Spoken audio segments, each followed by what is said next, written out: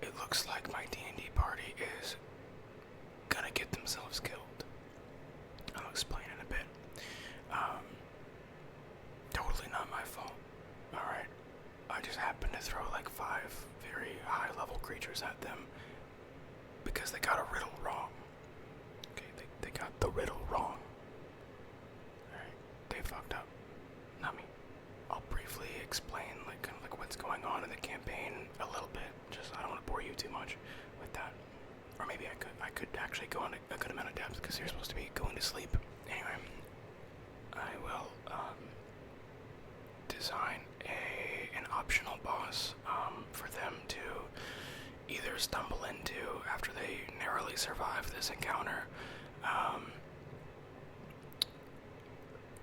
or they will get out of this encounter, rest up, and then learn about this optional boss, and then come back to it. All this is happening right before they fight, right before they have this very large, and narratively important combat encounter with the regional boss. So basically, I am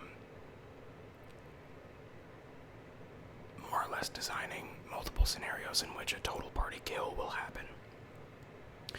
They've gotten too big for their britches. I've given them a few too many magical items, too many items of legend. They need to get their asses kicked a little bit. Okay, so that's kind of what we're doing today. I'll briefly put on the screen the situation that they are finding themselves in.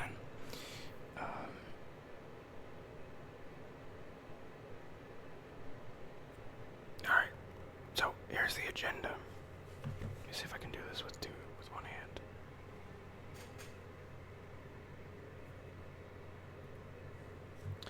Okay, so here's the agenda for prep. Actually, before I do this,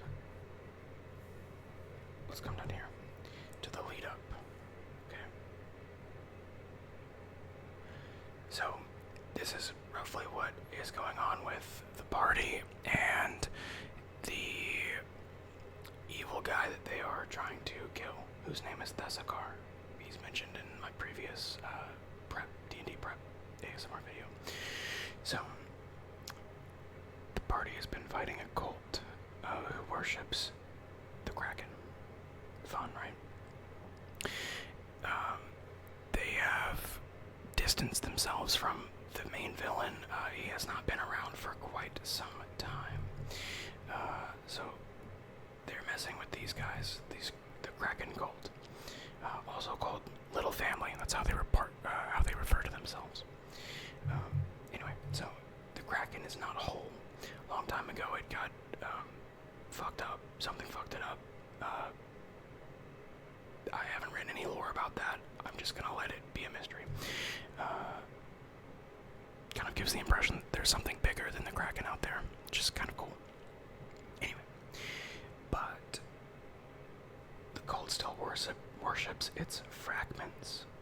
Okay, so the Kraken, much like an octopus, has multiple brains. So when it was killed by whatever the thing is that killed it or defeated it, whatever, a long time ago, its different brains got scattered around in different regions. So the cult that the party is fighting has found some of these fragments and is actively worshipping them and trying to decipher instructions and things like that from them, from these sentient fragments of the Kraken, these different consciousnesses that were living kind of within the Kraken, if that makes sense. Anyway, so the main villain has infiltrated the cult and is trying to find out where the main chunk of the Kraken is. So the party knows this, so the villain has reared his head, not explicitly, but he has reared his head in a sort of environmental storytelling way. Also, an NPC that supposedly died in their previous previous encounter with the main villain has actually been repurposed as the main villain's like side piece. Not side piece, because it's not like a romantic thing. But the main villain's like right hand, more or less. So that'll be a fun reveal if they live and they get to the confrontation with the villain. Anyway, so the villain wants to take control of the cult, put the Kraken back together, and then summon it to destroy the city that is standing in his way. And this city also has a shitload of magical items and items of legend. This is actually the city that the party is staying at. So right now they're in sort of like an archipelago while they're fighting the cult. And this big city that has all these magic items, that's where they've gotten their hands on a lot of these very powerful items and artifacts. And yeah, yeah, the villain obviously wants to sink that city and then sort of like salvage the wreckage of the city to get these artifacts. Okay, so continuing on. Oh, the party. Come on, focus.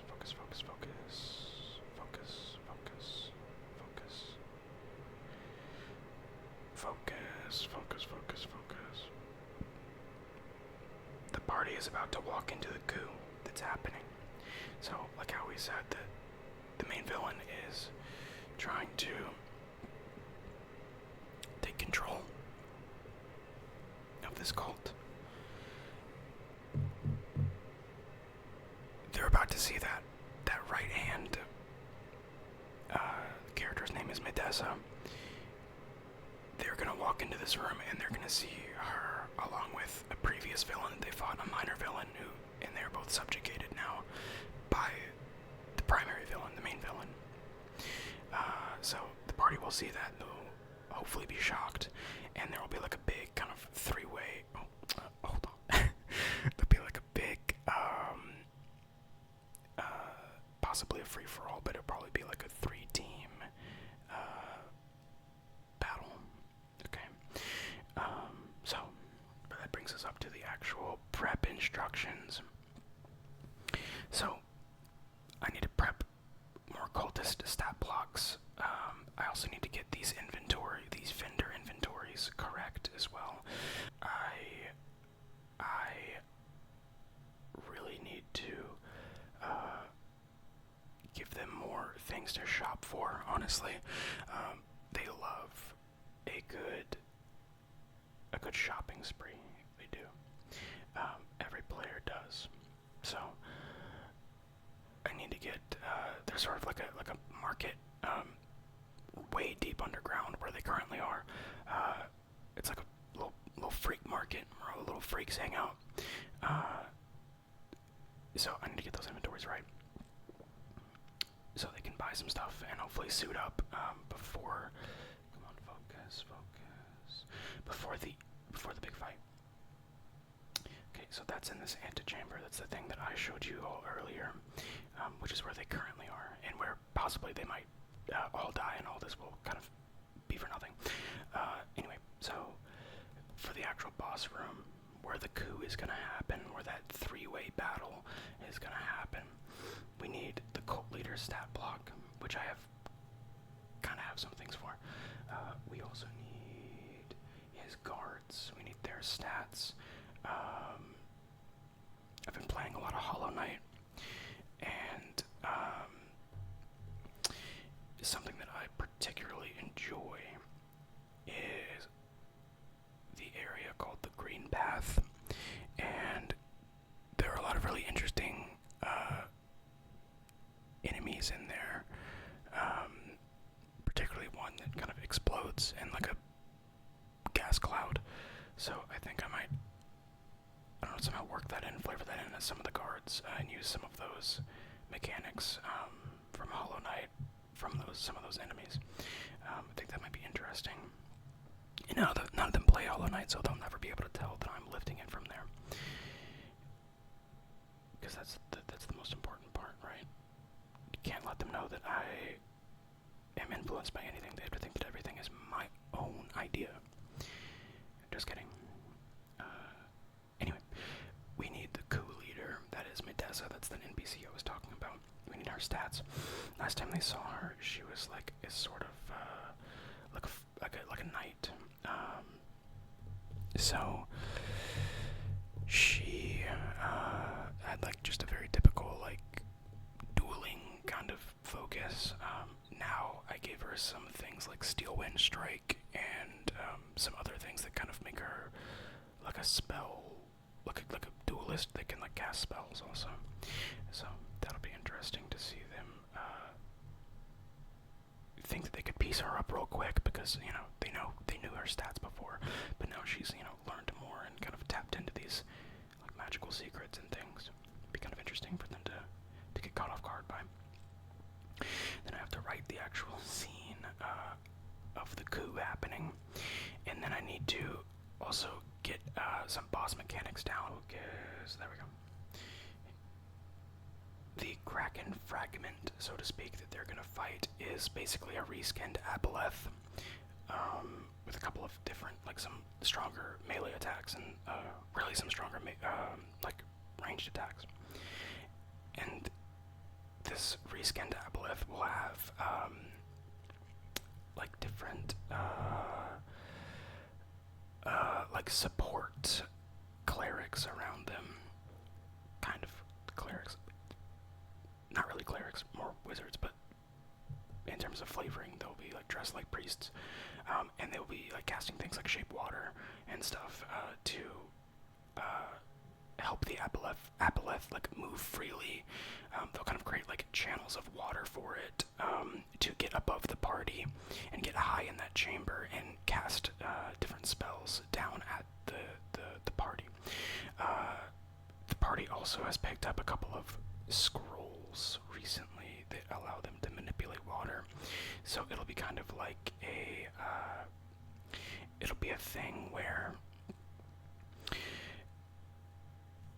the Aboleth's priests will be doing one thing. They'll be, creating these sort of channels of water for the Aboleth or the Kraken fragment to kind of flow through, to swim through, right? And then the party will maybe freeze those channels, or redirect that water, or boil that water, perhaps. You can make that water boil and maybe do some damage to the Aboleth. But anyway, that'll be kind of the main basis of the boss mechanics that are unique to this fight. So, this is the other kind of bigger portion of what I gotta do here, because this is what I have the most inspiration for. Of course, I have all this stuff, the important primary things to do, the narratively important things, but then I just had this fucking idea. It's like, whoa, what if I made an optional mini-boss like I was talking about earlier, for them to maybe encounter and maybe get killed by, that is a jewel. There used to be, maybe in 3.5, I can't remember, it might have been 3.5, I can't remember, a creature called an Uchulan. No idea if that's how it's pronounced. Akulan. I don't know. I don't think it's supposed to be pronounceable. That's like a Lovecraftian thing. Anyway, someone is knocking somewhere. Hopefully that's not on my front door, because I'm fucking busy. I'm fucking busy prepping the game for my 3 unemployed friends. That's true, actually. Anyway, I had the idea of implementing maybe like a ledge, sort of like fighting this thing on a ledge, like the Resident Evil 5 crab thingy that's in chapter 5 or 6, or I think it's 5, maybe it's 4, maybe it's 5, don't know. But I had the idea of implementing those kinds of, what the hell is that? Someone is tapping either at my door or maybe on my ceiling, which would be their floor. Fucking upstairs neighbors. Maybe that's a sign from the universe that I should be doing tapping right now for you guys. Hold on. Focus. So, I'll implement some ideas for like from the Resident Evil 5 grab thingy, plus some fear and madness mechanics, and walking on the abyss stuff to hit maybe a weak point on the grab or on the Ujulon, not a grab. So those are some ideas that I had for this optional boss that my party probably won't even, like, this probably won't even be an actual encounter. Even though if they get to that merchant that I was talking about earlier, the deep market guy, the marketplace of the fucking deep, I haven't made a name for it yet. But maybe he'll say something of like, oh, go kill this thing, and I'll give you something special, which then will result in the party getting yet another item of legend, which is bad for me, because then they can just steamroll everything that I create. Anyway, so I'm going to start prepping this jewel thing, this Ujulon thing. Okay, so this little guy is who we are going to make this mini boss out of. So the jewel. Sorry, there's a little shadow there. The jewel. Focus. Is an aberration. It's chaotic evil. It's got this hard shell, so its AC is kind of high. It's got 16. Got an okay amount of HP as well. Here's its stats. Strength-based creature. Very perceptive, right? All these things.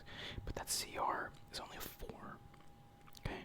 My party is made up of 4 level 8s. And then a little NPC that they've convinced is like the chosen one. He also isn't. He's around. He's like a level 6 though, I think. Anyway, so these guys, these 2 jewels that have already showed up in the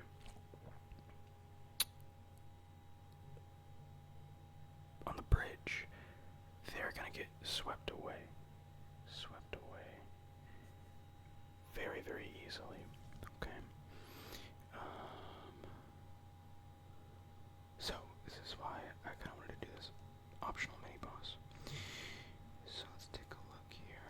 They do get the base jewel gets a multi-attack, which is pretty good. That's pretty solid. Sorry, I'm fighting shadows right now. What else do they get? They get this kind of pincer attack, which restrains the creature that they attack. It gets the grappled condition. They have to escape. And if they are grappled and they don't escape, then the jewel can use its paralyzing tentacles, which is pretty deadly.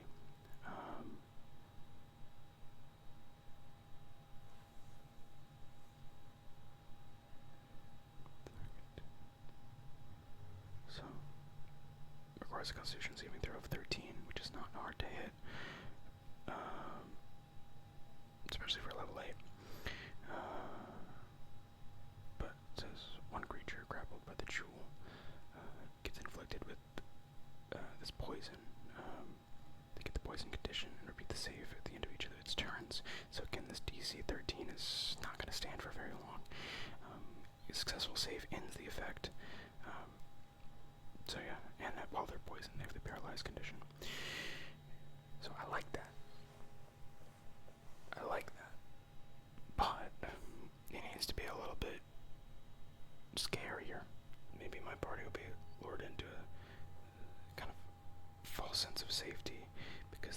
jewels are relatively weak. Right, so here we are on the document. Apologies if you can hear my computer screaming. It is the computer that I used way back. What the hell is this? Sorry, there's something on the camera. Something in your eye.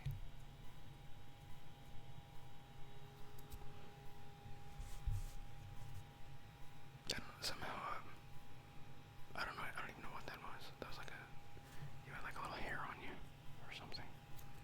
Might have been cat fur, probably. Anyway, so, you are not allowed to judge how messy my document is in case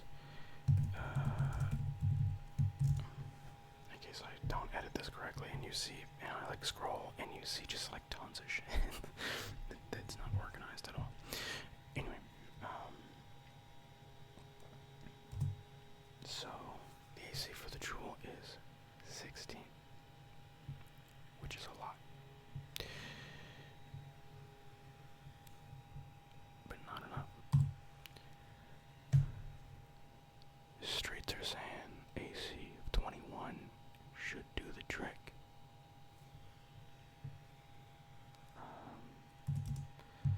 Then we'll throw a weak spot. So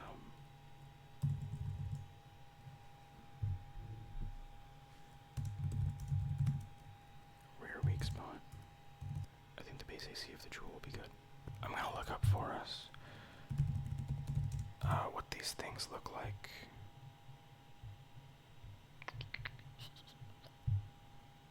Always go to the Forgotten Realms wiki. This thing is fucking sick. I love a good wiki. Alright. I was right. 3rd edition. Get this fucking advertisement out of my face. Thank you. Oh yeah. Look how gooey that is. Thus an Uchlon is sometimes known as a slime jewel with the result of a jewel partially undergoing ceremorphosis. Cool. That's not going to be the lore in my world. I don't want there to be an explanation for why there's this like giant fucked up gooey crab guarding this this entrance to this kraken fragment.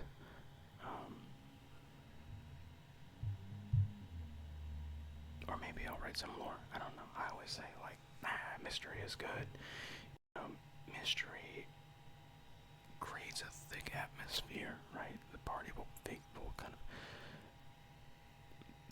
their imaginations will take over and all that stuff, blah blah blah. Sometimes that doesn't happen. They're like, ew, a gooey crab, gross. Let's kill it. So maybe maybe I'll say that it's like a louse or something that has fed on the kraken, and now it's all gooey and gross. Streets are saying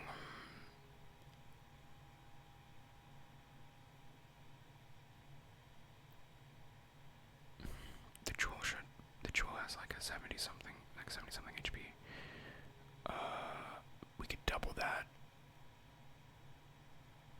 We could like 2.5 times that. So it's like 75 HP. Double that to 150.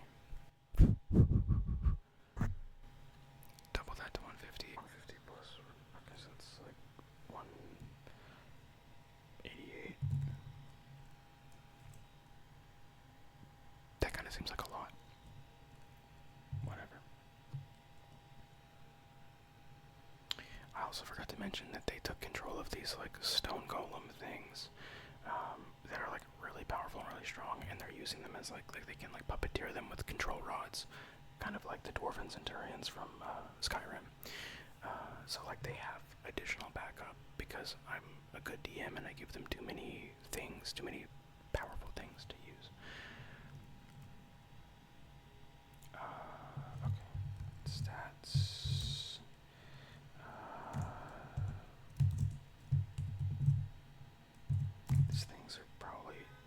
super dexterous and probably not very fast. I'm just gonna do a +2. Constitution.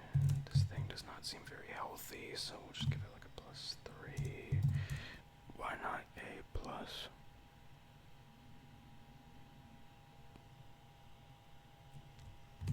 +4.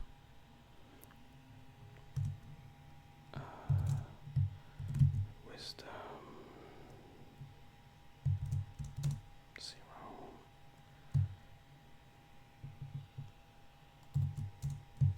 Charisma. We're gonna knock that number down a little bit more. -3. Cool. Skills. I'm just gonna improvise the skills on the fly.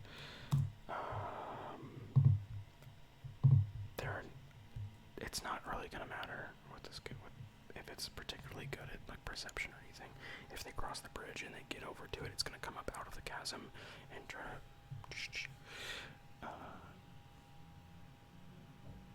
Who cares if it's good at acrobatics or if it's good at fucking animal handling? No one cares. I'm missing the other parts of a stat block.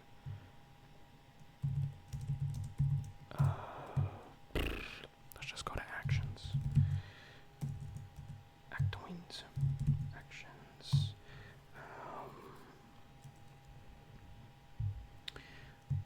Let's do a multi-attack.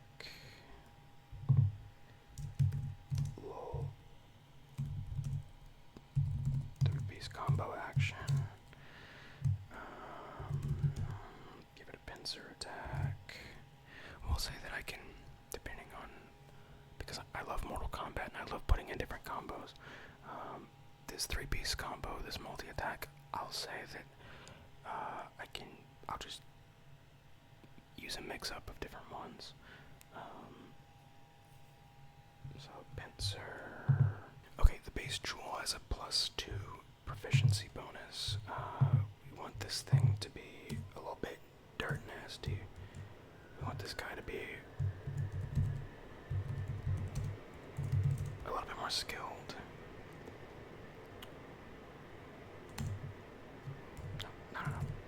I'm pulling too many punches. I almost did a +3 to proficiency. +4. So this would be a +10 to hit. Fine with that. I have a divination wizard in the party, and he never, he will roll his, what is it called? Where they roll 2 dice in the beginning of the day, and then they can use that dice later on for whatever skill check they need. So if they roll low, they can switch that, switch other creatures' rolls. So if he rolls like a nat 1, might seem like that's bad, but he can pocket that and give that to, the boss that is attacking him. So we're gonna, hopefully, that divination wizard will use some of those dice for that ability, because normally he just he doesn't even use it, goes a full thing and forgets to use it or whatever, or doesn't have a need to.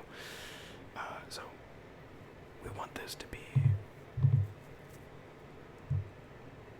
nasty. So that way he has to use those dice, and that way everyone has to use their abilities. Because it's a little bit of, let's see, acid spit. That's always a good one. That's always the thing with parties that have too much stuff and are too good and too comfortable, is they begin to forget what they have in their kit. So crank up the difficulty, threaten a DPK.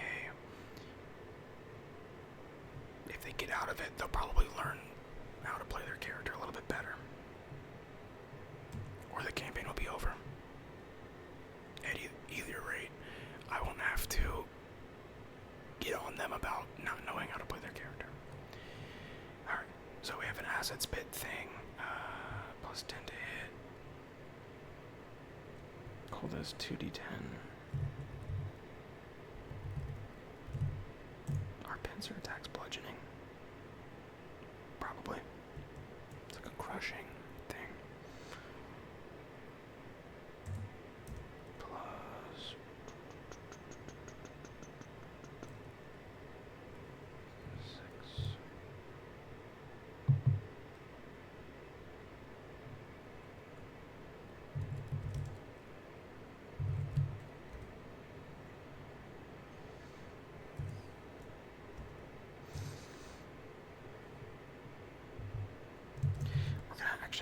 transfer this acid to caustic ink because this thing is a guardian of the Kraken, or it's like a.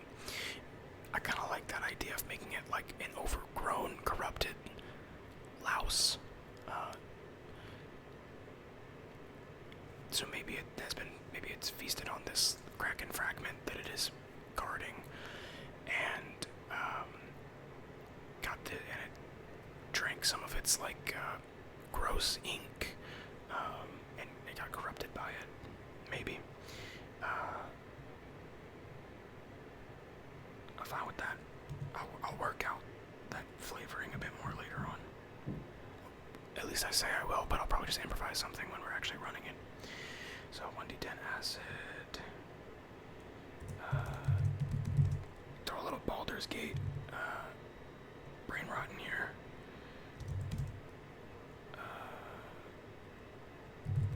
With the surfaces, because I think the elemental surfaces are like a really cool part of Baldur's Gate 3. So creates a 10-foot acid surface. Centered on impact.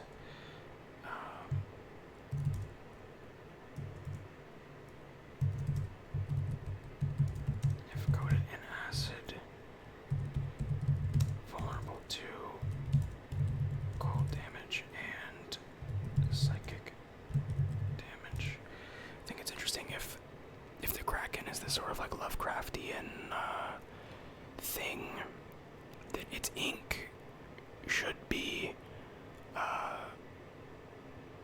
like psychic and like kind of like invoke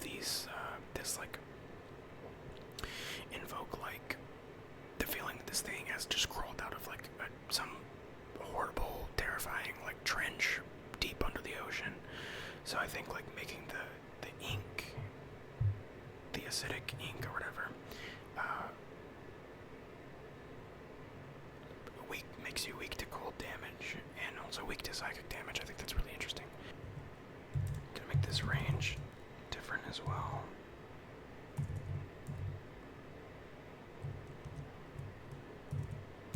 So 30 foot. Actually, I'll just give it like a 30-foot cone. Make it like a spew instead of a spit, because this thing will be up close and personal. So we want it to be like optimized for close quarter combat. I'm thinking of that scene in Jurassic Park where Nedry is in the Jeep, and or he gets back in the Jeep or whatever. I don't know, he's fucking around with this Dilophosaurus. I think that's what it's called. He's like fucking around with this dinosaur, like calls it stupid, throws a stick at it or something like that. So then he goes through, does all this other shit, gets back into his car, and like the dinosaur is there, and it sprays him with acid in his eyes. And that scene scared the shit out of me when I was a kid. Like getting acid sprayed into your eyes. Into your eyes. That is terrifying. That's horrifying. So we're gonna say that the party or the players have to make a Constitution save, or maybe a Dex save. Yeah, there's a rogue in the party that has like that. He's got a Dex save, so he does stuff with Dex saves. Give it a Dex save. If they don't save, they get coated in acid, and they are potentially blinded. Like Nedry from Jurassic Park. That's what that tangent was for. I feel like I could describe that very well. I could get the tone of that, the mood of that, them getting sprayed and blinded with acid pretty well, because I have dramatic memories of that part of that movie. I could invoke some of that. Okay, 1d10 acid, and creature must make a Dex save. Wow. We'll do Constitution. Well, I should do Constitution. Make a con save of 14.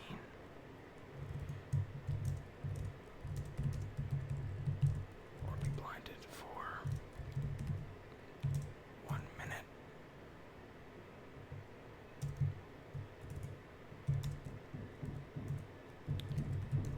is knocking again. Instead of repeating this save, the creature needs to take an action to clean the ink from their eyes. What else? This video is getting very long. So, I'll finish the rest of this later, because I'm also kind of hungry.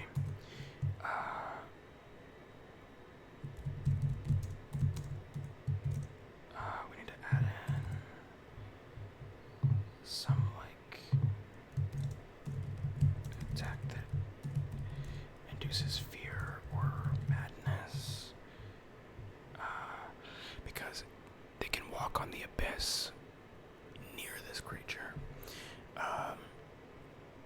That's how they can get to its weak spot. But they have to be of sound mind to do that. Creature then kind of like it needs a way to disrupt that clear mind. It needs to induce fear. It needs to induce madness in some way. So that way, perhaps they fall to their deaths. Maybe they fall until maybe I give them another save or something like that, and they can then be like caught in the abyss once they believe again that the abyss is there and that they can, or sorry, not that the abyss is there, that they can like walk on the abyss and that the abyss will shape itself and support them and they can walk on it. Yeah. So, but I want to put the fear in them. Alright, like if you're going to get this weak spot, and you're walking over the abyss, you might die. There is a risk.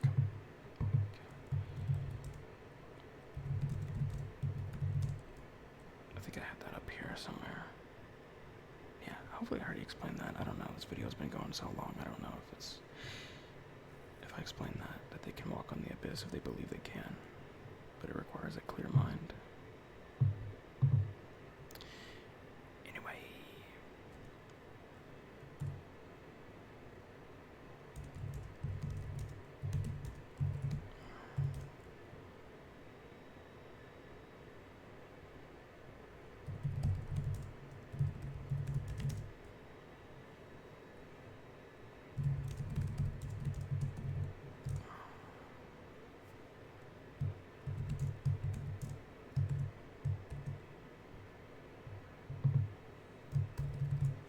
Alright, we're gonna call it there.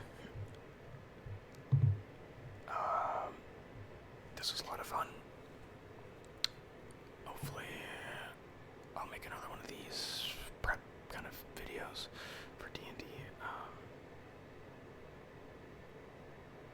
It's a good way to get me like to just sit down and do it. It's a lot of prep work, but I have brought that on myself. I understand that. Hopefully you enjoyed. Hopefully you are going to sleep now.